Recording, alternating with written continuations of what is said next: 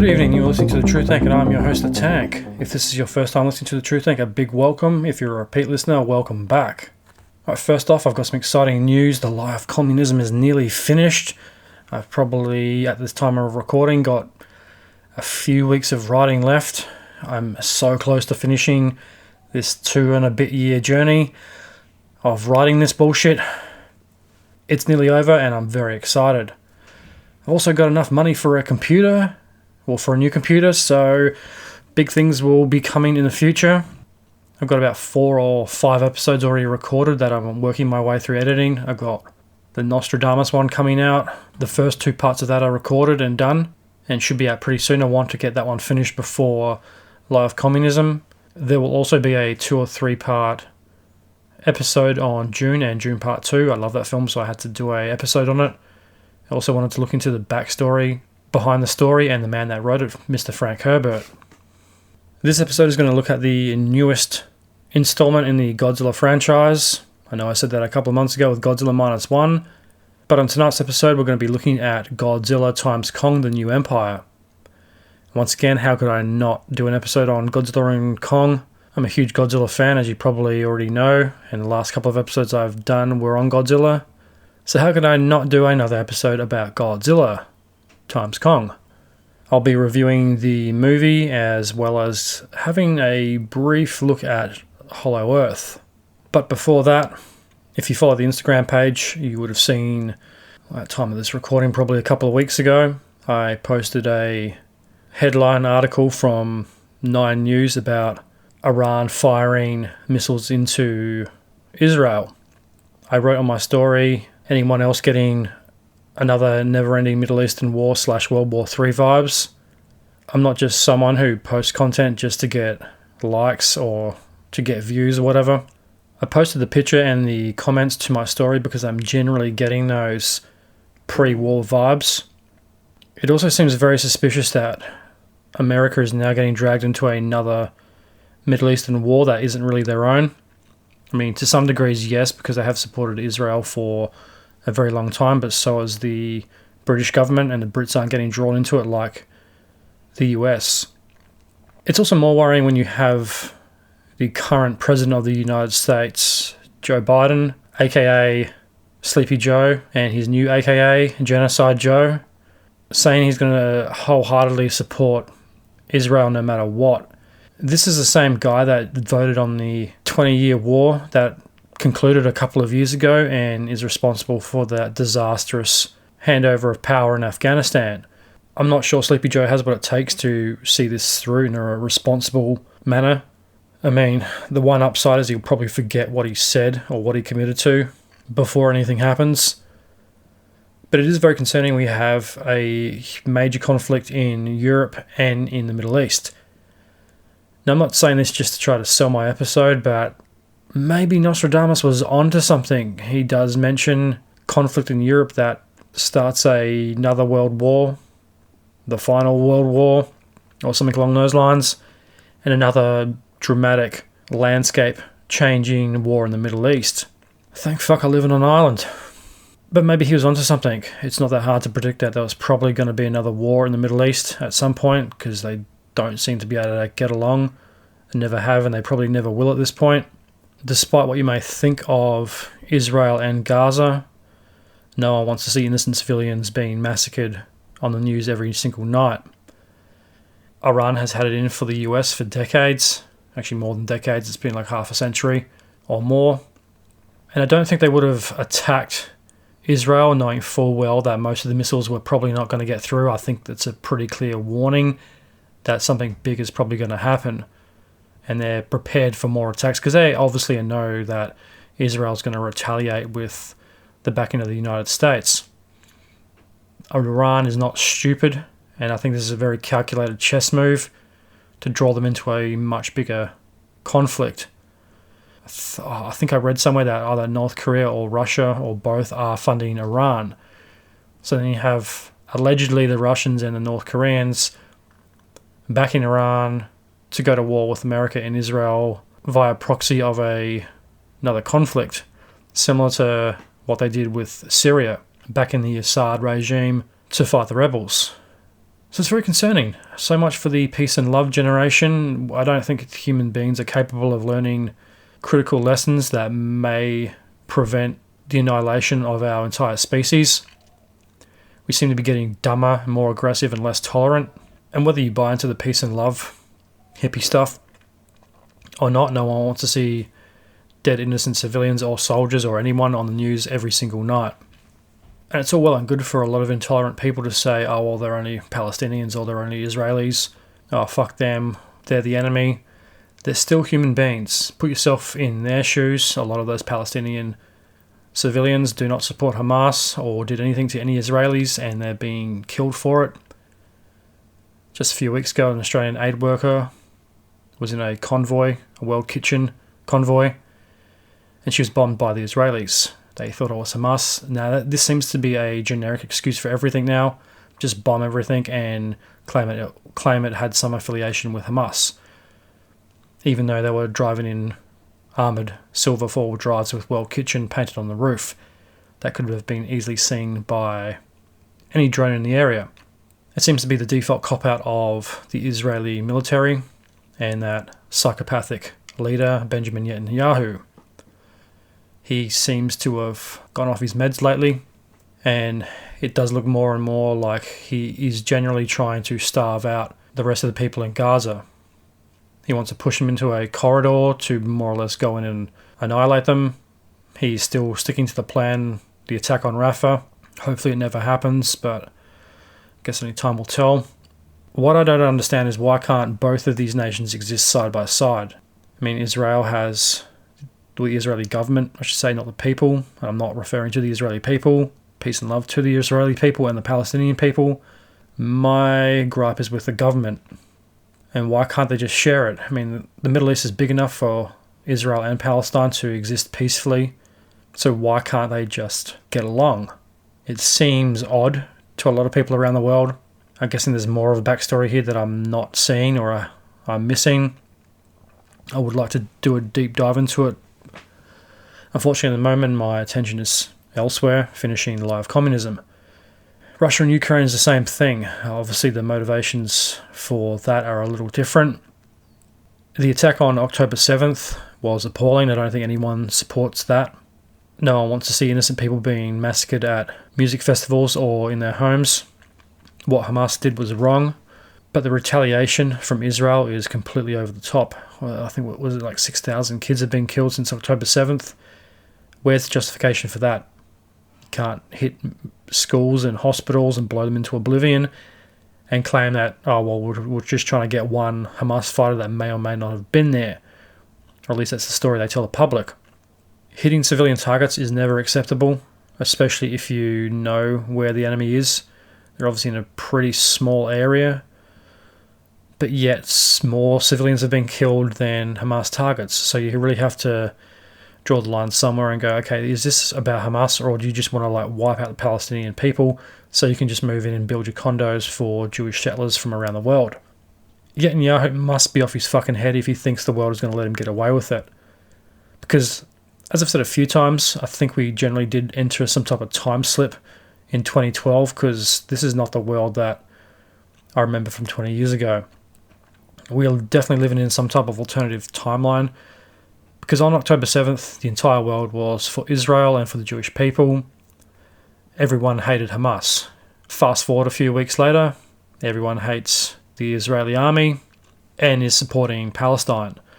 There's been demonstrations all over the world for both the victims of the October 7th attack and for the Palestinian people's right to exist as a nation.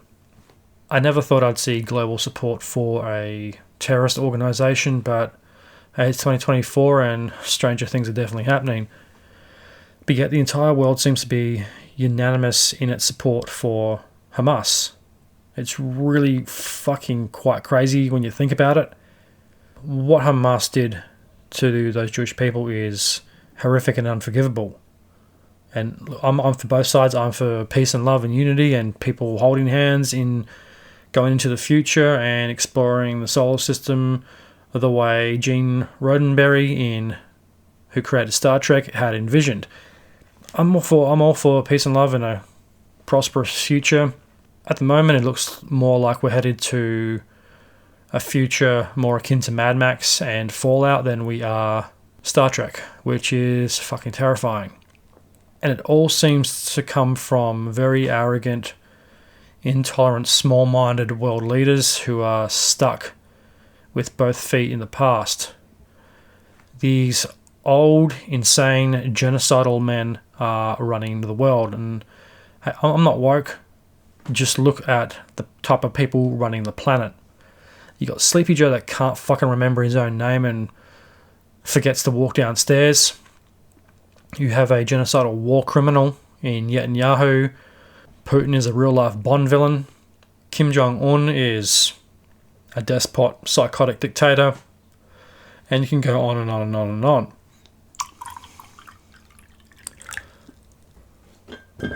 Trump is probably no better, but he has all his mental faculties and is a bit of a stronger leader. As I was saying, I don't think the Israeli military's PR department quite planned for the global backlash that it was going to get a few weeks later when they started wiping out great chunks of the Gaza Strip and attacking people that didn't really have anything to do with the October 7th attacks. The means doesn't justify the excessive force used by the Israeli military. And now Iran is throwing its hat in the ring and wanting a bit of the US any way it can. And then you have Biden stirring the pot saying we're going to stand by Israel. And yes, look, they should stand by Israel. They have given Israel a lot of weapons, but those weapons have been used to kill children. And that is unacceptable any way you want to look at it. Whether you're for Palestine or not, no one wants dead children. I don't want to turn on the TV every fucking morning and see another horrific death toll because a kindergarten, a school, or a hospital got hit by another Israeli missile that may or may not have been given to them by the US government. And that has happened. And it's appalling. I mean, Palestinians are human beings too, the same way that Russians are, and Ukrainians, they're all humans. Ideology is the thing that divides everybody. And this is a time in history where you think ideology would go by the wayside, and you think logic and tolerance and empathy would prevail, but sadly we still have the mentality of our ancestors and their ancestors' ancestors. If anything the Polish Prime Minister said was true, we should all be fucking terrified. He gave a speech a couple of weeks ago at a conference somewhere, I can't really remember. And he was saying we are definitely in the pre-war era. He said to a lot of young people, this is disturbing because they don't know what it's like and can't remember a time where the potential for a worldwide war was on the cards. And a quick backstory to that, Poland has spent the last, I think, 8 to 10 years or so building up its army. They seem to have seen this European conflict coming. Their army is bigger than the army of Moldova, Romania, Italy, and Hungary combined. They've been spending trillions on military infrastructure and hardware and bolstering the army by like 3 times the size that it used to be. So they're obviously preparing for something. They wouldn't spend all that money just to have the biggest army in Europe. The Polish Prime Minister definitely knows something is coming. I think he's anticipating the conflict with Russia and Ukraine to spill over into Polish borders and around Western Europe and all throughout Europe.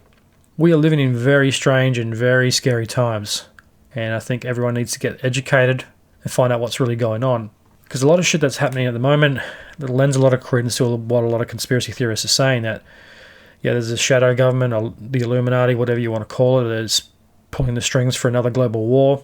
I think it's more likely corporations with vested interests in military contracts and areas like that are probably pulling the strings more so than the quote-unquote Illuminati. Whatever the fuck that is, whatever the fuck that means these days. I don't think there's any grand religious conspiracy pulling the strings. I think it's just intolerant human beings with agendas that just so happen to overlap with one another. And I suppose, yeah, look, you could look at it from a religious conspiracy. I'm not saying I'm right, I'm not saying I'm wrong, it's just my opinion. It's a potentially global conflict starting in the heart of the Holy Land. If you want to get into Bible scripture, it wouldn't be that hard to connect the dots. The Polish Prime Minister seems to think we're in the pre-war phase, and it may be a matter of a year or years before a European conflict emerges. Let's hope it doesn't happen. The Poles are definitely preparing for something. I tend to agree with the Polish Prime Minister. I think something very big is coming in the future, and I don't think it's going to be very good. And it will probably lead to a global revolution against corporations and companies that have fucked this world for the last 50 years. Just one final thought I'll say about Gaza and Israel and the potential for a global cataclysmic war that may or may not have been mentioned by Nostradamus. A couple of weeks ago, I don't know how true it is, but I remember hearing a story about Biden moving troops into Jordan for some unknown reason. I may be wrong on this, I probably am, but the troops got attacked or something by Iranian drone or something like that, and a couple of servicemen were killed. I can't remember, but I'm pretty sure I heard that on the news or read it on social media or something. Now, is that the first stage in let's start a false flag attack so we can justify going to war in the next couple of months? Biden came out last week and said they're going to be moving American equipment or forces into Jerusalem. He's also vowed to avenge the attacks from Iran the other night. Don't you think that sounds a little coincidental or just a little weird and warmongery? My big issue with that is Biden is saying that they want peace, he wants to stay out of the conflict, but you're going to back Israel by moving American interests or forces into Jerusalem so they can get attacked by Iran, and then you can justify going to war with Iran and vice versa. So aren't you more or less setting the conflict up by moving the pieces into position to be attacked by Iran so Iran can go to war with America by proxy of Israel? It's probably more complex than my gross oversimplification, but you get my meaning. I tend not to believe in a global conspiracy. Yeah, you can make the dots and connections here and there, and sometimes things do seem like they're being planned or coerced in a certain direction, which is probably true. I mean, this has happened probably all throughout history. False flag attacks and governments and power brokers making deals behind the scenes to either go to war or prevent wars or whatever. What I find is it usually comes down to one common denominator, and that is money. Well, two, money and power. But it does seem eerily suspicious that now all of a sudden this huge escalation happens in the Middle East, and the US is vowing to back Israel, and Iran is vowing to destroy Israel and by proxy attack the United States. It does seem like this conflict is being pushed or coerced in a very deliberate direction, and I don't think that direction is going to be a good one. Something has got to give, and it needs to give quick. Who's behind these decisions? Is it just Joe Biden? Because he does seem to be pretty pro-war, despite being anti-everything else. This is supposed to be the tolerant, democratic left, and he seems to be spooking a lot of never-ending war talk at the moment, which is very concerning. So who or what is behind this? Is it the Illuminati? Is it power brokers? Is it corporations? Is it just governments that can't get along? What is behind it? Because it seems like we're going down a very dark path and the world is completely fucking insane, and we are living in some type of alternative time warp reality. Because it seems like this wouldn't have happened 10 years ago while we already had a 20-year war happening. It doesn't seem like this would have happened 30 years ago. It seemed like we kind of were a bit smarter back then. But logic and common sense seems to have gone right out the window lately. In the last couple of years, we just seem to be living in fucking crazy town. The nuts are definitely running the nut house, as the old saying goes. And it is fucking concerning because the future is absolutely terrifying. If there is a future at all. Biden was all about climate change and saving the planet. Now he seems to openly want a nuclear holocaust with Russia, or his government does, maybe not him personally, and a never-ending war potentially in the Middle East. So where the fuck did the world go wrong? We took a left turn somewhere, and it's time we need to we course correct before we do wipe ourselves off the fucking face of the planet. And that's all I'm going to say about that. So, that was a very long-winded opening discussion about some current topics. So without further ado, let's get into tonight's show. This is episode 57 of the Truth Tank. Godzilla x Kong, the New Empire, review, and brief discussion about Hollow Earth.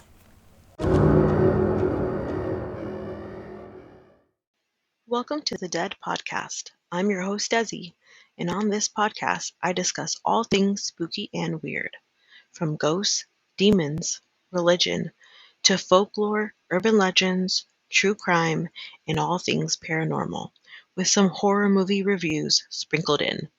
So join me on this spooky ride. As you would know already, I'm a big Godzilla fan, so how could I not get excited about Godzilla Kong and the New Empire?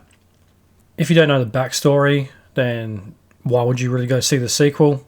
But as I said before, I've been to a couple of movies where I've heard people say, I haven't seen the first two Lord of the Rings films, but I'm going to see the third one. Well, you're kind of ruining it just a little bit. All those wankers who haven't seen all of Star Wars, but they're going to see the second or third sequel because it's the popular movie out and all their friends in their social group are going to see it and talking about it, so I need to be included in that conversation. Fucking wankers is what I say. So even before the opening credits roll, we're dropped straight back into the world of Kong and Godzilla. We're dropped back into the action. Kong is being pursued by a Hollow Earth wolf pack. Hollow Earth is back bigger and better. And it's a concept I really liked from Godzilla vs. Kong. I thought the Hollow Earth was really original. It makes a lot of sense to that universe. How would you hide such colossal creatures? There's only so many places on Earth you could hide them before they pop up in a city or get spotted by a satellite. So Hollow Earth was a great way to... It was a good excuse to explain why Kong and Godzilla haven't crossed paths before. Kong's been on the island, surrounded by a electrical fog. Godzilla can't sense him. Kong and his ancestors ruled Hollow Earth while Godzilla rules the surface world. So it's a very convenient plot point.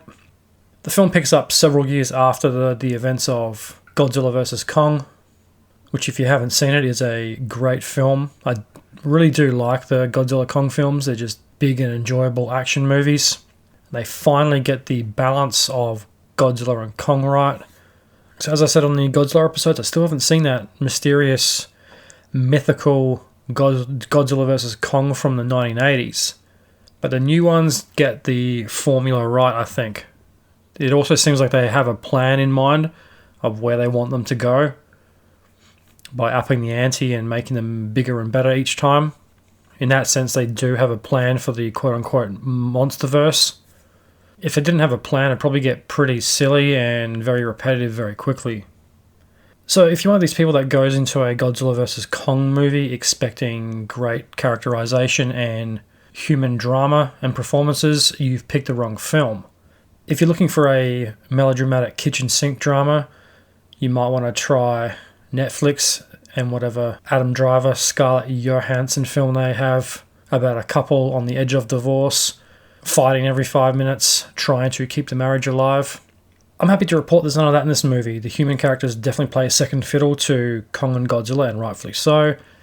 Who goes to see a Godzilla Kong film wanting to have deep, fleshed out human characters? The characters are interesting. They've all got their own quirks, especially Brian Trey Henry and Dan Stevens. Rebecca Hall reprises her role as Dr. Andrews from the first film, and Kaylee Hottle as Jaya, the deaf last remaining Skull Islander. She's a few years older in this one, and she's struggling to fit in with kids her age. Godzilla's intro is just as epic as Kong's. He is pursuing a Titan and gets into a massive fight in downtown Rome and destroys a lot of cultural and Renaissance landmarks. This is all pretty much before the opening credits, so it sets the pace and tone for this film that this is going to be a very big, balls-out action film. The visual effects are top-notch. There is some really great special effects in this film, and obviously you couldn't make a film like that without a lot of effects. And surprisingly, the budget is relatively small for a movie this size. It's only like $135 million, which once again brings Disney and Marvel's budgets into the spotlight.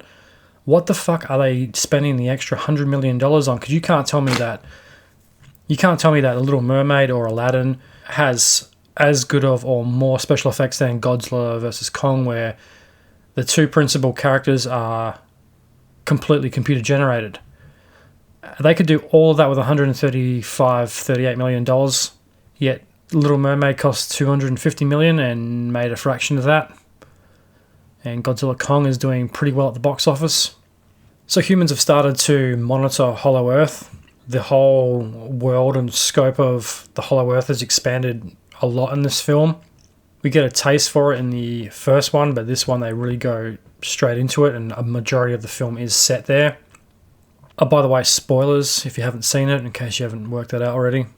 So there's a small monitoring station in Hollow Earth that is monitoring the different species. The station is manned by a crew of about 3 or 4.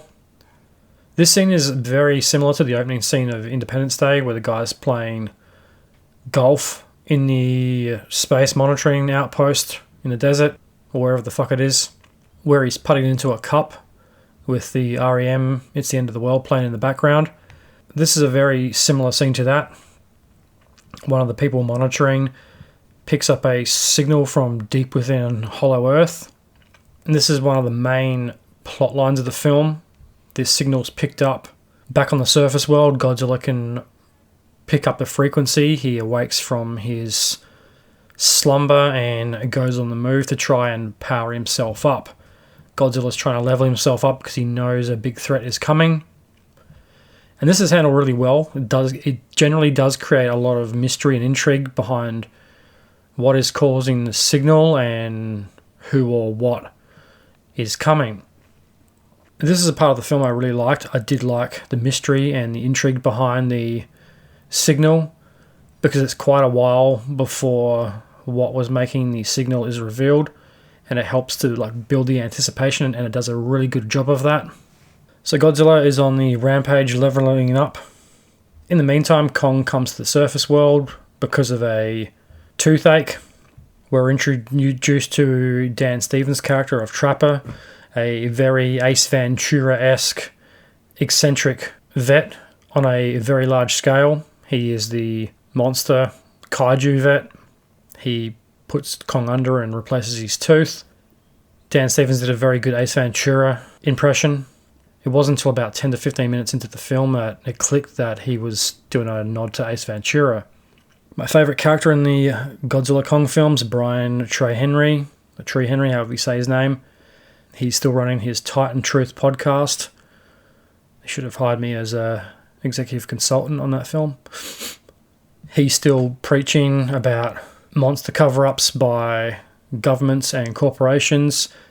He's copped some shit for working with Monarch as a result of the events in Godzilla vs. Kong. So Miss Andrews visits Bernie Hayes. She tracks him down because if anyone can help solve the mystery signal, it is him. Hall's the boss of Monarch now, if you haven't guessed already. She takes over from whoever was running it in the first one. I saw it a couple of months ago, but I can't remember who it was. The pacing is very good in this movie. It doesn't waste any time dwelling over any plot points. It just gets along with it. It gets straight into the action. This is only about 20 or so minutes into it, probably less than that, and it's already setting up the main story. You get a quick rundown of the signal. The Titans can pick up on this mystery signal coming from Hollow Earth, as well as the girl from the first one. Jai, or G, however you say it, she's in school and starts having a mental freak out. She can pick up on this signal the same way Godzilla and the other Titans can. It's pretty much all action from here on out. I love the world building and the design of Monarch and the Hollow Earth reverse magnetism pull ship things. The Titans look good. Kong is aged a bit. Godzilla looks bigger. It's got kind of this King Kong Godzilla, obviously, meets Avatar, futuristic science fiction film look to it, especially the ships and some of the Hollow Earth animals. They're all these giant, scary looking things that are all pretty brightly coloured.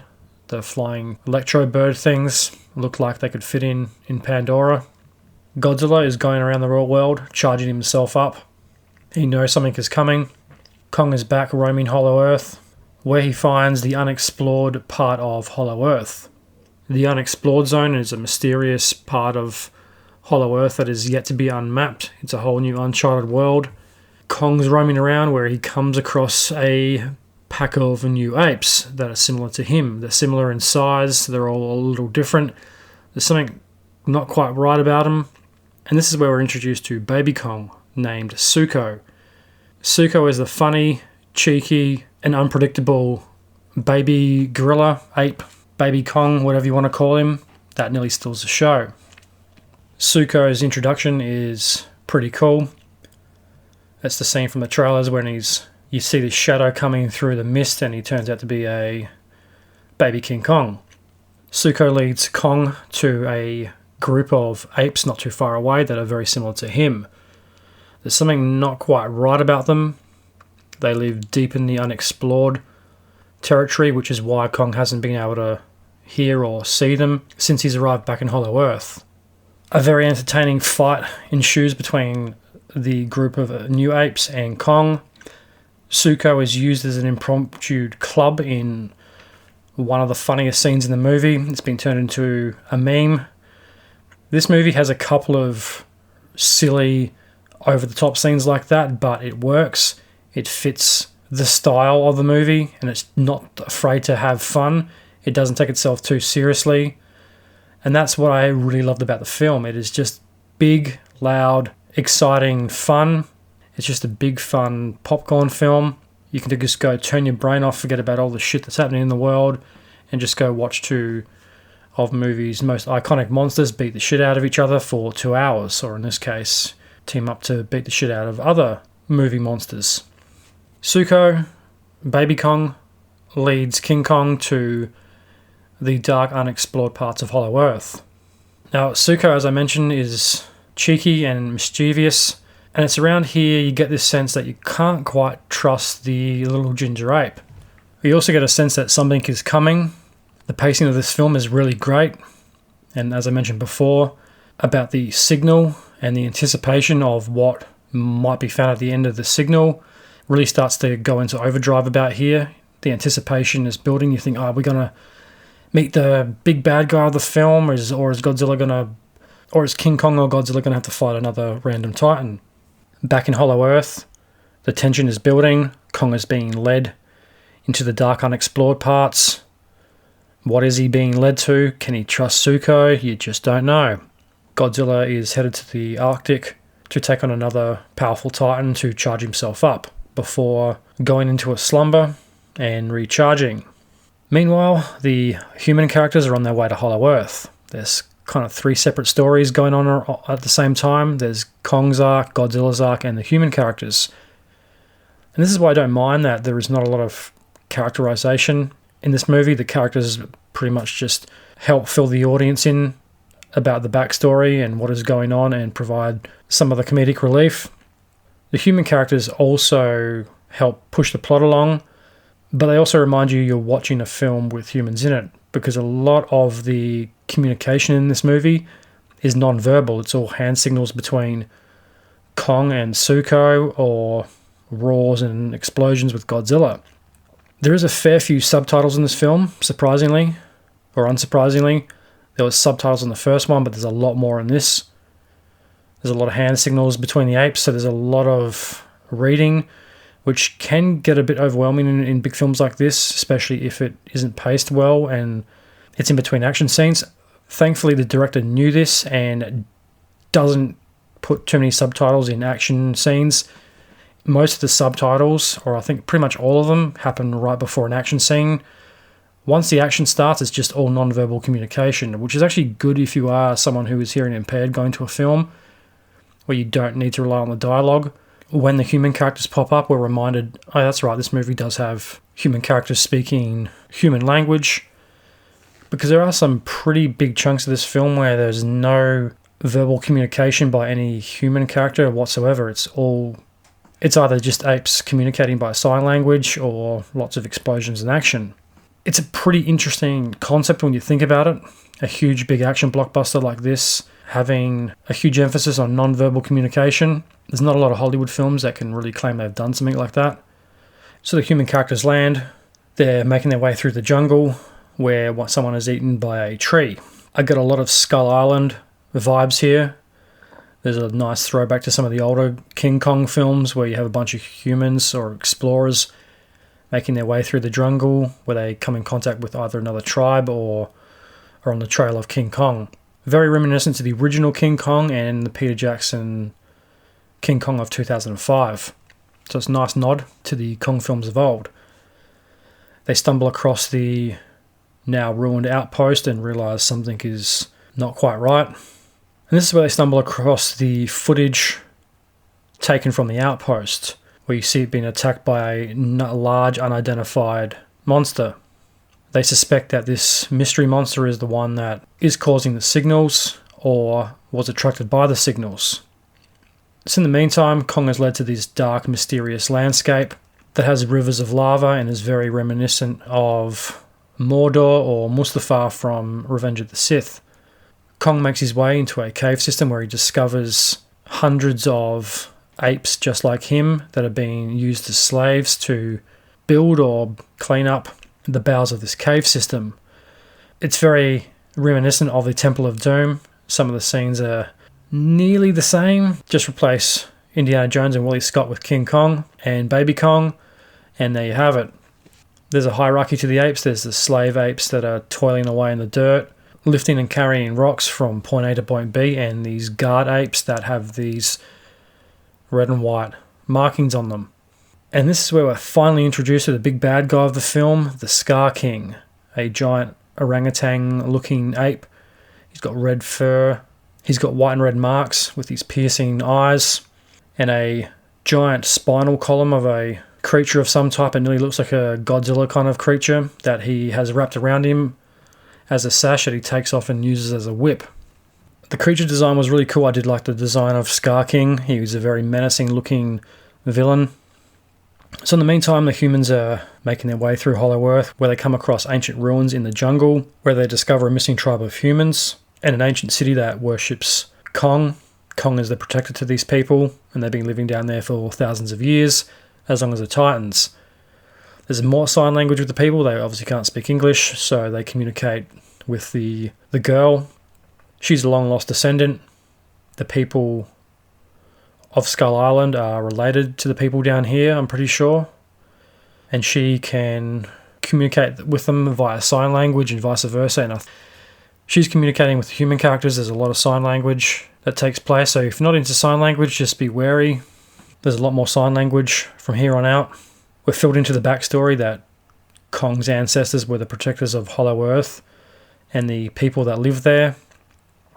Godzilla was the ruler of Earth, who fought the Scar King, or Godzilla's ancestors fought the Scar King thousands of years ago and imprisoned him in the uncharted depths of Hollow Earth, where Kong's ancestors were supposed to keep him. He uses other titans to try to take control and enslave the tribes, or something along those lines. The big question I have about Hollow Earth is, how do they get any sunlight down there? Obviously there's no sun, but it's very well lit like it is on the surface world. So how do they have a light source to grow things, and how does hair and skin and stuff grow, and vegetation if there is no UV light? They don't really bother explaining that. I mean, you don't really need to. It's fun enough having Hollow Earth. It's a Godzilla film. In a Kong film, you don't really need a scientific explanation. In saying that, there is a degree of scientific explanation in it. I saw it with my partner and she had done physics. She was surprised and got a bit of a kick out of them mentioning real physics in the film. The rocks seem to have a lot of crystals or something in them, so maybe that's how the light reflects. I don't know, it's just a theory. The gravity thing isn't explained very well either, when they go through like a gravity shift with the ships and then everything's inverted.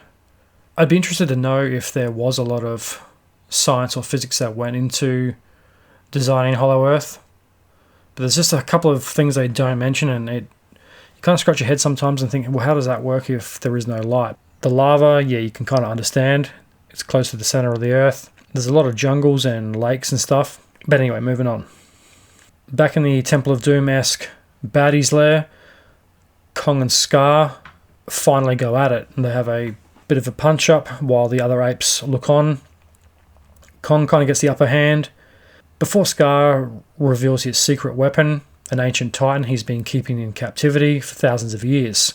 The titan is a ice titan that more or less breathes ice and frost and was responsible for the last ice age.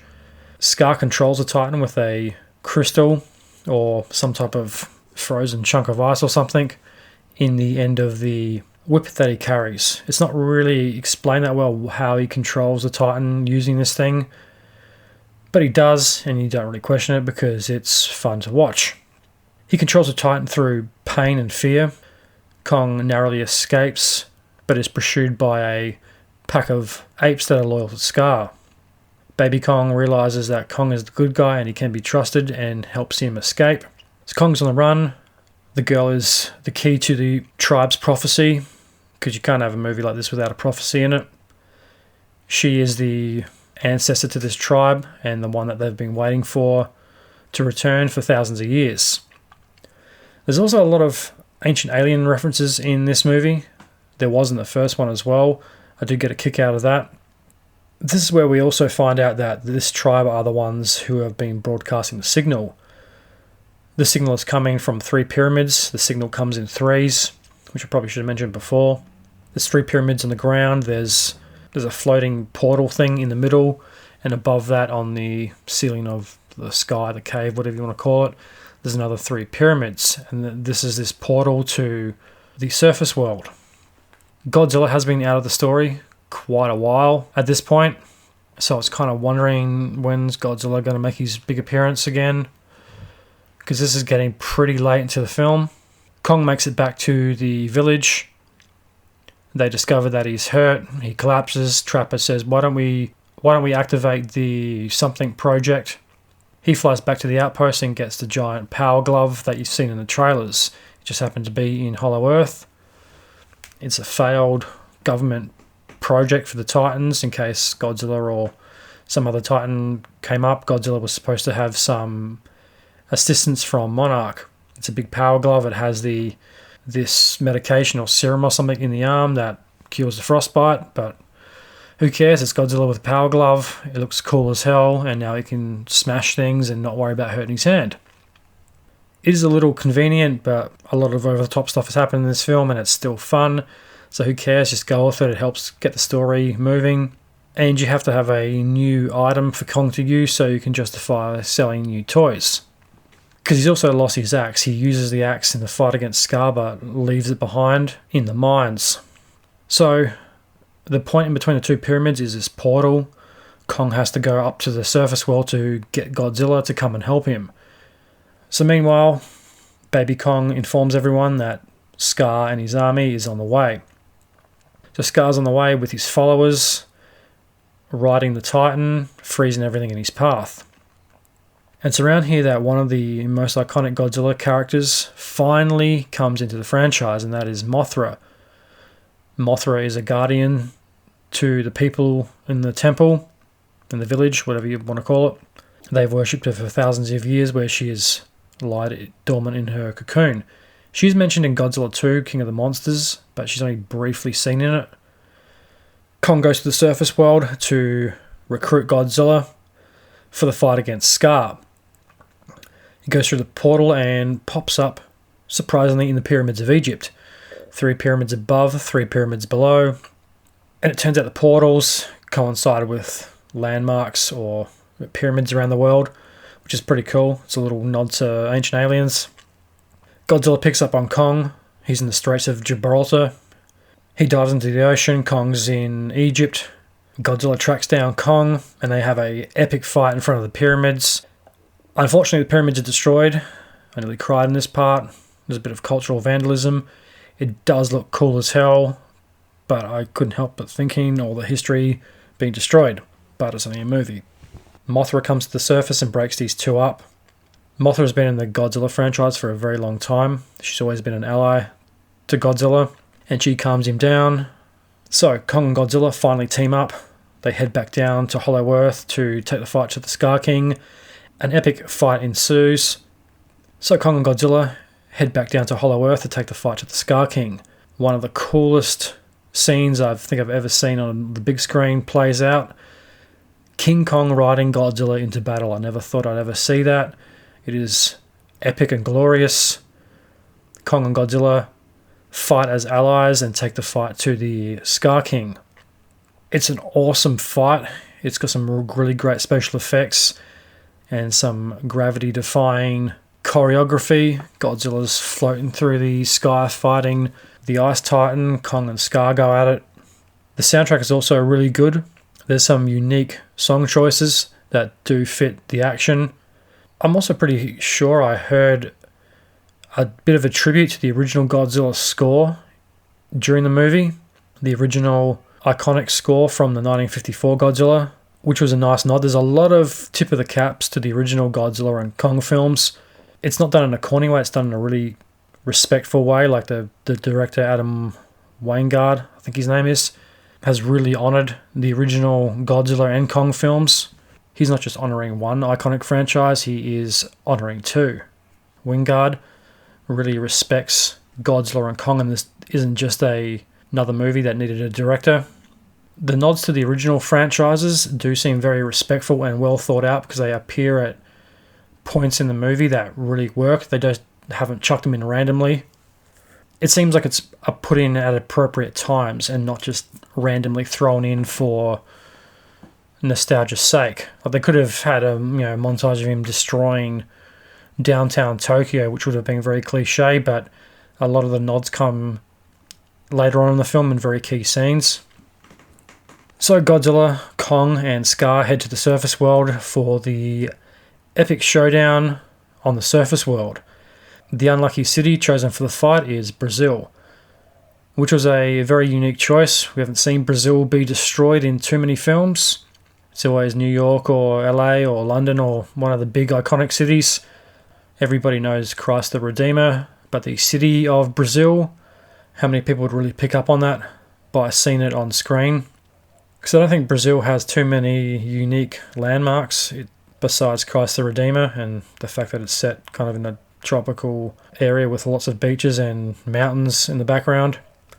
The city doesn't really look that unique, unlike a New York or a London that has very noticeable buildings that everybody knows. Having said that, you probably couldn't really set it in New York because that would be way too cliche from the original King Kongs. You couldn't really have King Kong climb the Empire State Building, or you could, but it would be very unoriginal and probably way too nostalgic to be cool. So the four epic titans are spat back out into the surface world. They do battle in downtown Brazil. There's a couple of throwbacks to the original Godzilla films. Godzilla takes on the Ice Titan while Kong settles his score with Scar. The battle is epic. The city is pretty much trashed. The Ice Titan is spraying ice and frost everywhere, freezing everything in a tropical paradise, which is really cool. You see like the beach and the sand being frozen by the Ice Titan. The Ice Titan that could bring about the next Ice Age was also very similar to Ghostbusters' The Frozen Empire. This goes back to the age-old tradition of Hollywood having two films with very similar themes that come out either in the same month or very close together. Dante's Peak, Volcano, Deep Impact, Armageddon, Godzilla Kong, The New Empire, Ghostbusters, The Frozen Empire. They even have similar names. They both start with G.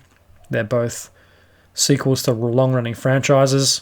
It makes you wonder if that is just a random coincidence or if they do it deliberately to compete with another franchise's film, or maybe they just liked the other franchise's idea and they thought, oh, well, we'll just nick the Ice Age plotline as well. Or maybe it's just a case of both films had the same writers or writers in the same circles that overheard another writer saying, oh yeah, well, I'm writing Ghostbusters, we're going to put this Frozen element into it.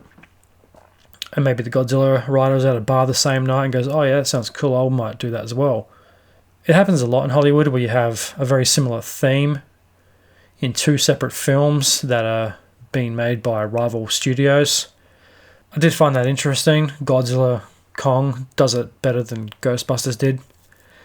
Ghostbusters Frozen Empire, it's good, but I don't know, it was missing something. I think without the original cast in it, it probably wouldn't have been very good. Spoiler warning. Dan Aykroyd's in it a lot. I think if he wasn't in it, I think the movie would have been half as good as it was. They should have brought Jason Reitman back to direct it. It does have a more original story than Afterlife, but it's just missing an element, and the ending of it was a bit flat. It does lack a bit of action.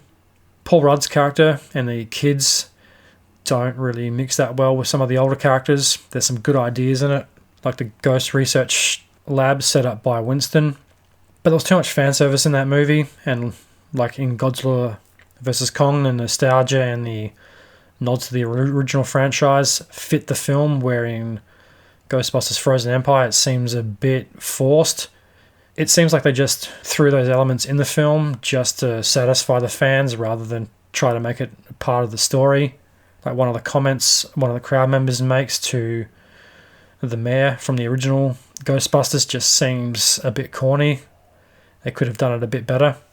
It's supposed to be a throwback to the original Ghostbusters, but I think they kind of missed the mark on that. Same with having Slimer back. He makes a couple of appearances, but it's not really explained how he got there. He's just kind of in the attic of the firehouse eating everything, which there is a funny setup for that, and it does pay off in the end, but a bit more explanation would have been nice rather than just chuck an old favourite in a couple of scenes for comic relief. It was a good movie. It lacked something. It lacked a few things actually, but it was entertaining. So back to Godzilla and Kong. So the battle ensues. Kong takes down Scar with the help of Baby Kong. Godzilla subdues the Ice Titan. The battle is over and the two heroes go their separate ways. Godzilla returns to Rome and curls up in a ball and goes to sleep in the Colosseum and hibernates, while Kong returns to the unexplored zone to free the slave apes, toiling away in the bowels of the cave. So all in all, this movie was excellent. I loved it. It was everything a big blockbuster movie should be. It was big, loud, exciting. It was fun overall. It's the most fun film I've seen in a very long time, probably since Godzilla vs. Kong. It's ridiculous, it's funny, it's over the top, and most of all, it's entertaining. I loved it. It was perfectly timed. It was well directed. I mean, fuck all the character development and all that shit. Who needs that when you have King Kong and Godzilla in a film? It doesn't try to copy the first one either. It does its own thing. It expands the world. It expands the Monsterverse. It expands Hollow Earth and the franchise. It was a really good sequel. Godzilla could have been in it a little more, but I felt like it was more of Kong story, where Godzilla vs. Kong is more of a Godzilla-focused story. Well, I think Godzilla vs. Kong has half and half, but seems to focus probably a little more on Godzilla towards the end of it. It was a really good film. I definitely will be adding that to the collection if and when it comes out on Blu-ray. It also sets up the next film. I guess the big question is, who will be the bad guy? They don't give too much away. There might have been a couple of little hints at who a potential bad guy for the third installment might be, but doesn't give anything definite away. So all in all, it was a big, fun, loud, over-the-top, exciting action-adventure film with two of cinema's most iconic movie monsters. I'm pretty excited for the next films. I've got a lot of hope that they're going to be just as good, especially now that they've introduced Mothra into the franchise finally. I've got a feeling they're going to be introducing a lot more Godzilla friends and foes, and why wouldn't you? You have the Monsterverse being perfectly set up, so why not bring as many iconic classic Godzilla characters and Kong characters into the franchise as possible?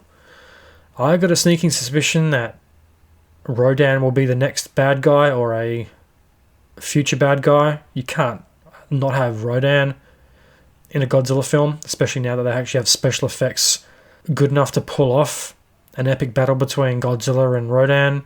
They may even have Space Godzilla or any number of the iconic Godzilla baddies.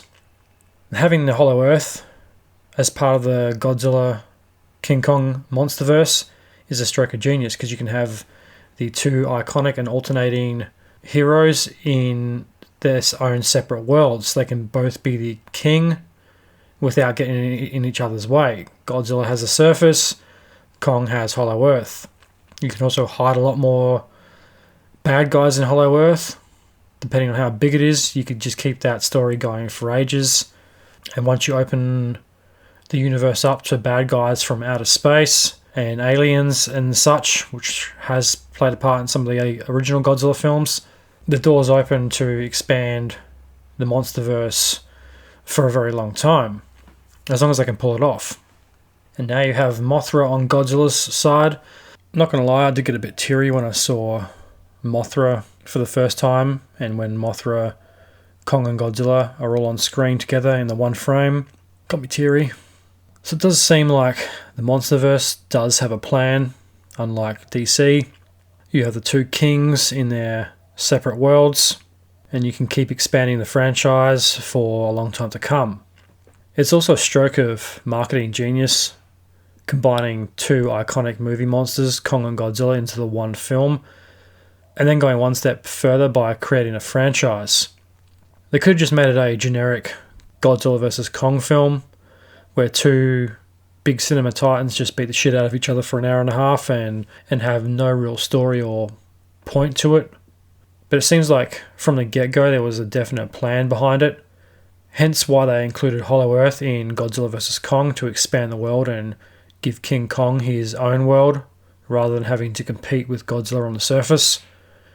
Because Godzilla doesn't take any prisoners, he has to be the top titan on the surface, but Hollow Earth leaves it open for Kong.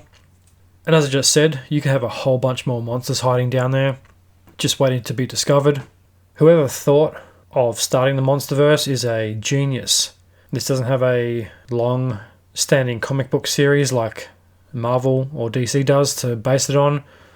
It feels like they're kind of going into this fresh and coming up with this epic story about two titans in the same universe. Whoever thought of Godzilla vs. Kong and the monsterverse is an absolute genius.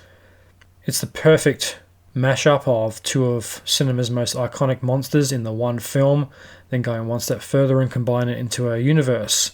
And I can't wait to see what they come up with next. I really loved this film. I'm all in on the monsterverse. It's one of my favourite cinematic universes. It's one that seems to be done right, apart from Marvel. DC was just a clusterfuck. Hopefully James Gunn can fix that. But Godzilla vs. Kong is a different beast altogether. It seems like a novelty film, just having two cinema titans beating the shit out of each other, but they created a much more vibrant world for these two, even though there's not a lot of human characters in it, and the human characterization is at a minimum. It's all about Kong and Godzilla, but they really do feel like they fleshed out this very real universe for these two to inhabit at the same time, and come up with a bunch more movies in the process. It is faithful to the original Godzilla mythology. I'm hoping they bring in a lot more Godzilla bad guys, and as I mentioned, there's a lot of nods to the original Godzilla films. The music was also good. It does pay homage to the original Godzilla score and the Kong score for that matter. Other things I like how they aged Kong a bit. He looks a bit more rougher and tougher around the edges. His fur's gone grey, he's got a broken tooth, he's got more scratches, and he's been around the block a few more times. The one thing I will disagree with is I don't like the new Godzilla roar as much as the old one. To me, Godzilla has to have that iconic screech like he did in the originals. I think the Gareth Edwards 2014 Godzilla had more of a screech. Well, they kind of changed it. It had a screech with this lingering sound afterwards. But in this, they've gotten rid of the screech in favour of this weird, deep kind of rumbling sound. It's not quite as iconic, but maybe they'll just try and do their own thing and get away from all of the nostalgic stuff that kind of weighs these type of films down. Maybe they'll just try and do their own thing. Who knows? And as I mentioned in the start of the show, it's incredible to think this movie only cost $135 million to make. Marvel can't do that. Disney can't do that. Disney say they spent $110 million on the marketing budget for Indiana Jones and the Dial of Destiny, and it fucking flopped. Godzilla vs. Kong, New Empire, cost $135 million to make. Also include marketing budget. So the film probably cost around the $90 million mark. So how can Kong vs. Godzilla spend $135 million on a movie, actually make it good, make its money back in the first couple of weeks? Now, I think Godzilla vs. Kong made more money than Dune Part 2 did in 2 weeks on its opening weekend or something like that. And Dune Part 2 made more money on its opening weekend than the original Dune, or something along those lines. That's all accounting bullshit anyway. Who cares if the movie's good? That's all that matters. So how can Marvel spend $250 million plus on a film and only make 100 and something million back? How can Disney spend $250 million on The Little Mermaid and only make like $90 million of that back, and spend $100 million on advertisement? Doesn't make a lot of sense. So either those studios are overinflating budgets, or they need new accounting departments, because something is not making sense. Maybe they're trying to sound more prestigious by saying we spent $100 million plus on the marketing for Indiana Jones, so it must be good, so you should go see it. Obviously that didn't work. I saw tons of ads and billboards for Godzilla x Kong, as many as I did for Indiana Jones. So on par, the advertisement seems to be pretty similar, but obviously they didn't spend $100 and something million. As I keep saying, it's a fun movie. It's the most fun film I've seen since Godzilla vs. Kong, and I really can't wait to see more of them. I think the MonsterVerse is definitely my favourite verse. Should see that TV show Monarch. I've heard mixed things about it, but it's still Godzilla related. I'll probably end up seeing it eventually. I'm probably about 4 years behind my TV schedule. I haven't even seen the final season of Walking Dead yet. And what did that come out 2 years ago? I'm very much a physical media supporter. I don't like streaming services. I'd rather buy the Blu-ray so I can have it in my collection and not have to rely on a streaming service that may or may not work or be around in 10 years' time. I'm obviously a diehard Star Wars fan, as you probably know. I would love to just buy The Mandalorian on Blu-ray rather than having to watch it on Disney. Same with Obi-Wan, Ahsoka, Boba Fett. I would much prefer to buy those shows than just constantly stream them on Disney. I don't want to give more money to Disney. I'd rather just pay them 30-something bucks for a one-time Blu-ray and be done with it. And, I've got all the seasons of Walking Dead, so why wouldn't I get number 11? Why would I want to go to a streaming service just to watch it and, that's it? I like having that stuff in a collection so I can look at it and go, oh yeah, I've got all of them. I've got the whole collection of Sons of Anarchy Blu-rays. I've got The Shield. I've got a lot of shows that I like, and I go back and I rewatch those shows. Hi guys, I'm Courtney. And I'm Lisa. And we are the hosts of The Book of the Dead, a true crime podcast based out of New Jersey, where we tell you about the most obscure cases that you may have never heard of. So join us in the Book of the Dead library for another chapter of the Book of the Dead wherever you get your podcasts. Bye guys. So as I mentioned in the start of the show, I would briefly get into Hollow Earth. Hollow Earth in Godzilla vs. Kong was great. It's an awesome marketing decision. I haven't seen Hollow Earth in any other movies or TV shows. It may have been mentioned in one or two, but not as in-depth and as over the top as this. I am open to the possibility of a Hollow Earth. Having said that, I think that flat earthers are insane. I think that theory is mental. How many times do you have to disprove it before people believe something? Flat earthers always have an answer as to why some piece of evidence doesn't align or make sense. No offense to any flat earthers listening. If you believe in flat earth, great. I just think Hollow Earth is a little more plausible. A lot of that is based on the story of Admiral Byrd, the commander of the US Navy after World War II. I think he was in charge of the Antarctic fleet. There was apparently a battle with the Germans or the remnants of the Nazis in Antarctica. He was also a pilot, and I think he wanted to go back to investigate Antarctica further. He was flying over somewhere and he looked into a crater and saw the entrance to quote-unquote Hollow Earth. He saw geysers of steam and a microclimate in this crater as well as mammoths, apparently. I know this sounds fucking batshit crazy. It sounds completely like over the top. That's how the story goes, I'm pretty sure. I have been planning to do a show on Admiral Byrd for a long fucking time. It's on my very long and ever-growing list of topics to cover. I heard that story like 10 years ago, and it's always stuck with me. I've always wanted to get more into it. Hollow Earth it's an interesting concept, and yeah, why not? I mean, we have caves after all. We have subterranean environments, so why not have a bigger cavity in the earth where multiple species can live and ecosystems can survive?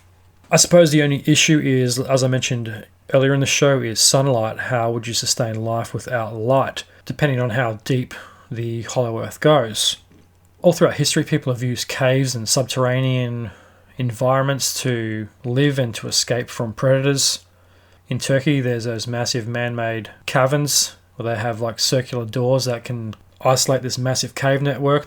They have a ventilation system that goes to the surface to let in fresh air and to let out smoke from cooking fires.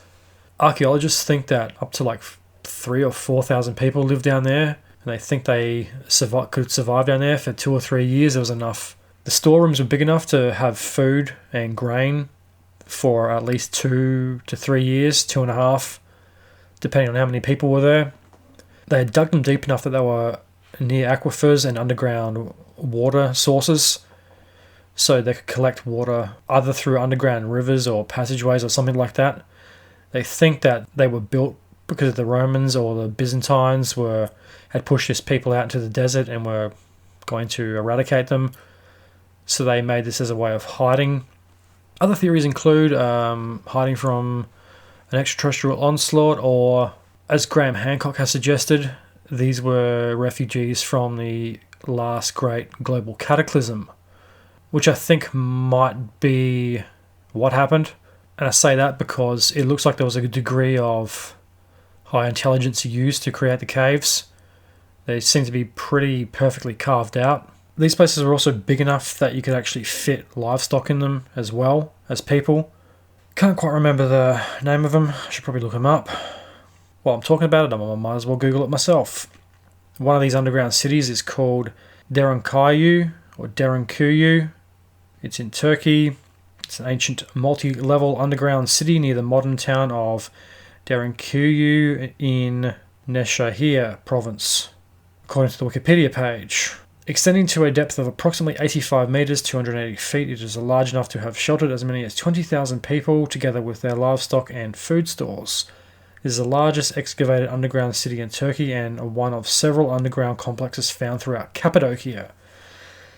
Cappadocia has a lot of cities. There's like 200 ancient cities. There's a lot of towns and stuff that are like literally carved into rock faces and into the mountains. It's quite spectacular to look at. Definitely Google them if you get the time. This is also from the Wikipedia page. The underground city at Derinkuyu could be closed from the inside with large rolling stone doors. Each floor could be closed off separately. The city could accommodate 20,000 people, so I was wrong. Wow, that's fucking incredible when you actually think about 20,000 people in one underground city. It had amenities found in other underground complexes across Cappadocia, such as wine and oil presses, stables, cellars, storage rooms, refectories, and chapels. Unique to Derinkuyu complex and located on the second floor is a spacious room with a barrel vaulted ceiling. It has been reported that this room was used as a religious school and the rooms to the left were studies. So people could survive in there for a couple of years. So you obviously don't need sunlight every day. I mean, if you want to stay perfectly healthy, maybe you do, but humans can survive underground for pretty long periods of time without having to be on the surface world. And I know that's not really hollow earth, but it's an example of people living underground. The large 55-metre, 180-foot ventilation shaft appears to have been used as well. The shaft provided water to both the villages above and if the outside world was not accessible to those in hiding. Interesting. So in my opinion, hollow earth is plausible or could be plausible, because after all, there are underground parts of the world that are pretty big, and one I heard about years and years and years ago got me thinking, if there is a cave system that is that big that we know about, how big are some of the cave systems we don't know about? Because a lot of those cave networks and systems haven't really ever been explored. They're pretty hard and inaccessible, some of them. So how does anyone know how far some cave networks do go? I mean, literally, what if they did go into a hollow earth? And this cave system is the Son Doong. I'm probably saying that wrong. Son Doong Is the largest cave system in the world. It's located in Vietnam, and according to Wikipedia, its max depth is 150 meters, 490 feet. Length is 9 kilometers or 5.6 miles. That is fucking enormous. If you can have a cave that is 9 kilometers long, there's no way sunlight is making its way in there. But yet, trees and undergrowth grow, so maybe not all plants need lots of light to grow. So Son Doong means cave of the mountain river, or cave of mountains behind Doong, which is a village. Cave survey was done in 2009 by the British and Vietnamese. It even has its own website, and it was only discovered in 1991, so pretty recently. So that was only just discovered. What else could be lying undiscovered? You can even join a tourist group and visit it. It will cost you $3,000 US and you need a permit. So this is from the Wikipedia page. The entrance to Son Doong was found in 1991 by a local man named Ho Khan while searching for agara wood. He went to investigate further. He was discouraged upon approach by the sound of rushing water and the strong wind issuing from the entrance. Interesting. Not thinking it to be of any great importance, by the time he returned to his home, he had forgotten the exact location of the entrance. Later, he mentioned his discovery in passing to two members of a British Cave Research Association, the BCRA, who were exploring the area. They asked him to attempt to rediscover the entrance, which he eventually managed to do in 2008. In 2009, he led an expedition from the BCRA to the entrance. This expedition, conducted between 10th and 14th of April 2009, performed a survey of the cave and gave its volume as 38,500,000 square meters. Wow. Their progress in exploring the cave's full length was stopped by a large 60-meter, 200-foot high flowstone coated wall, which the expedition named the Great Wall of Vietnam. The expedition returned in March 2010 and successfully traversed the wall, which allowed the explorers to reach the end of the cave passage. They estimated the overall length of the cave system exceeded 9 kilometers, 5.6 mile. That is insane. That would take ages to try to get to the end of it. It's amazing what could be hiding under the ground, under your feet, or in a cave somewhere, and you'd not even know it. So this guy probably walked past the cave entrance every day on his way to work and never even knew what was there. It's pretty amazing to think about when you consider this enormous cave system was just hiding there the entire time and no one ever found it. I mean, locals probably knew about it, but until Western scientists discover it, it doesn't really exist because no one ever takes the word of locals that seriously. The main Son Doong cave passage is the largest known cave passage in the world by volume, 3.84 times 10.7, whatever that means, meters squared. According to BRCA expedition leader Howard Limbert, it is more than 5 kilometers, 3 miles long, 200 meters, 660 feet high, and 150 meters, 490 feet wide. Its cross-section is believed to be twice that of the next largest passage, the Deer Cave, Malaysia. The cave runs about 9 kilometers, 5.6 miles, and is punctuated by 2 large doliners, areas where the ceiling of the cave has collapsed. The dolines allow sunlight to enter sections of the cave, resulting in growth of trees and other vegetation. And there you go, that puts that argument to rest. By mid-2019, the cave was found to be connected by its underground river with a nearby cave called Hang Thun. This increases its potential volume of the cave by more than 1,600,000 square meters. Wow.